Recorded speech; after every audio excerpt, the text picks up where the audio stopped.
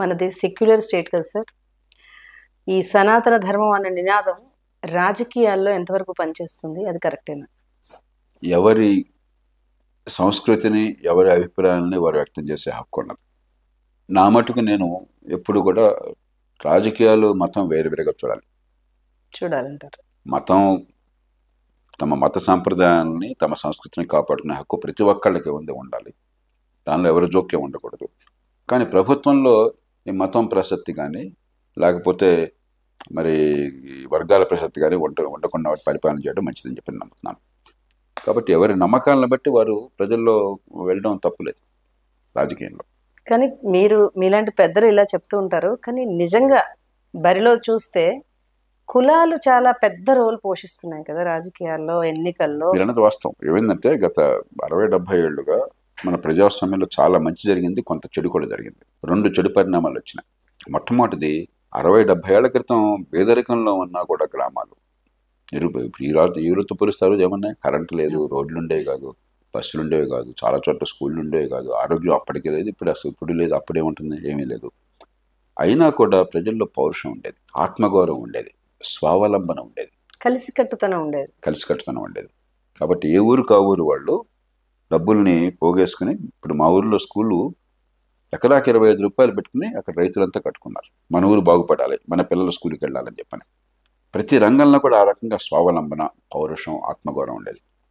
ప్రభుత్వం కాలక్రమేణా ప్రజల్ని బెచ్చగాళ్ళుగా మార్చేసింది, ఈ ఆత్మగౌరవాన్ని చంపేసింది. రెండో సమస్య ఏమైంది, మీరు ఇందాక అన్నట్టుగా కులాలు ఎన్నున్నా కూడా కలిసికట్టుగా ఉండేవాళ్ళు. కులంలో ఖచ్చితంగా పుట్టుకతో వివక్ష ఉన్నమాట వాస్తవము, కొన్ని కులాల ఆధిపత్యం ఉన్నమాట వాస్తవము, కొందరు ఆధిపత్యాన్ని చెడుగా ఉపయోగించడం మాట వాస్తవము, మరి కొన్ని చోట్ల మంచి భావాలు ఉన్నవాళ్ళు మంచి నాయకత్వాన్ని చూడవచ్చు. కానీ కలిసికట్టుగా ఉండేవాళ్ళు. ఇప్పుడు కులం పేరుతో సమాజాన్ని మొక్కలు చేసి పారేశారు. ప్రతి ఊళ్ళో కులం, ముఠ, అన్నకి తమ్ముడికి మధ్య తగదా వచ్చేసింది. కాబట్టి ఈ రెండు మన రాజకీయంలో జరిగిన దుష్పరిణామాలు.